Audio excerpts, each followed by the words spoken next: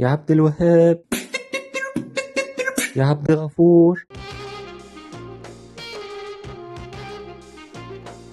ايه يا ابني الصوت ده؟ لو عندك غازات ادخل الحمام، مش ناقصه دهان الحيطان يقع، انا لسه دهنها. لا يا حاج، انا بجرب اعمل بيتس عشان هغني راب. لا حول ولا قوه الا بالله. راب ايه بس يا ابني؟ عادي يا حاج، عايز ابقى رابر زي ابو يوسف وويجز. لا يا ابني بلاش القار ده، احنا مش قده، احنا مش حمل حد يدسنا. لا ما تخافش يا حاج، محدش هيدسنا، انا اللي هدسهم واشتهر. وعلينا بايه ده كله يا ابني؟ ما تنزل معاه الوكاله واشتغل معايا وحاسبك تدس فهيمه فندي ومحفوظ ابو كرش كل يوم حد. وكاله لا، وكاله لا.